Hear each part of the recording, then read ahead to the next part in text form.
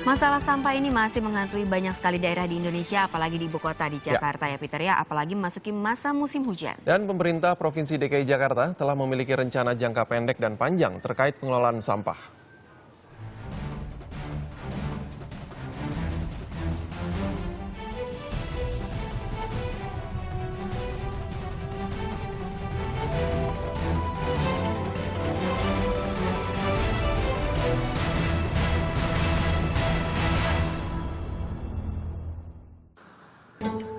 Sampah adalah salah satu masalah klasik kota besar seperti Jakarta. Dalam sehari, rata-rata sampah yang dihasilkan per kelurahan di Jakarta adalah 13 ton. Sekitar 53%-nya merupakan sampah rumah tangga. Sisanya sampah hasil industri.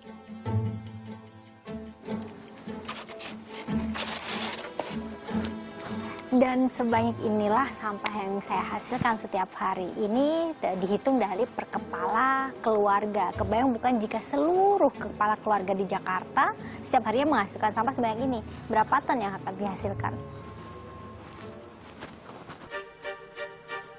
Sampah rumah tangga mayoritas berupa sampah organik. Sampah ini bisa diubah menjadi pupuk kompos. Menurut data Waste for Change 2012, sampah yang dihasilkan satu warga Jakarta adalah 600 gram per hari. Terdiri dari sampah organik sebanyak 55%, lalu sampah kertas sebanyak 15% dan sampah plastik sebanyak 15%.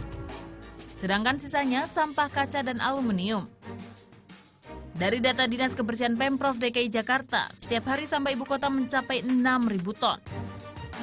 Jumlah ini setara dengan 25.000 meter persegi atau sama dengan setengah Candi Borobudur. Tak hanya itu, 13 sungai di Jakarta hampir semuanya juga berhias sampah, baik dari rumah tangga maupun dari industri.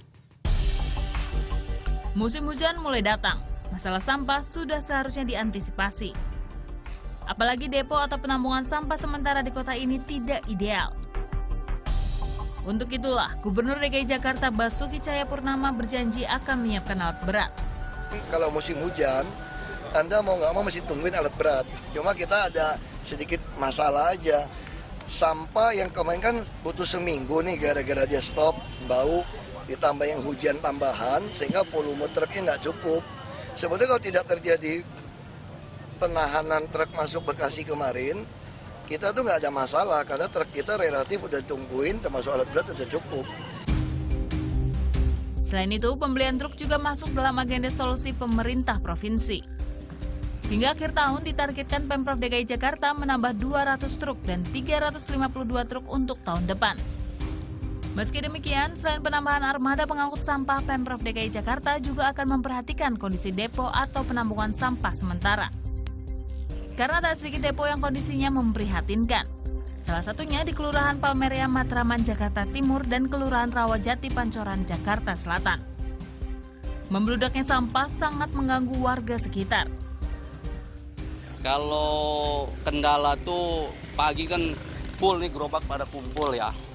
Kumpul semua, itu kan kendaraan, ini kan selalu hidup dekat pasar, jadi ada kendaraan bongkar muat barang itu ya jadi macet total, ya selalu pada ngumpul lah itu yang kendalanya. Depo ini setiap harinya menampung sampah dari 5 rukun warga. Pengelolaan sampah di Jakarta selama ini dinilai masih belum sesuai dengan perundangan yang ada. Belum ada implementasi yang tepat atas undang-undang ataupun regulasi pemerintah terkait dengan pengelolaan sampah, di mana jiwa yang sebenarnya dalam undang-undang tersebut tetap mengamanahkan terkait dengan 3R, reduce, reuse, dan recycle. Misalnya di Jepang atau beberapa negara di Eropa itu memang sudah menerapkan sistem di mana pengolahan sampah itu dimulai dari rumah tangga. Untuk rencana jangka panjang pengelolaan sampah, pemerintah provinsi akan membangun pusat pengelolaan sampah.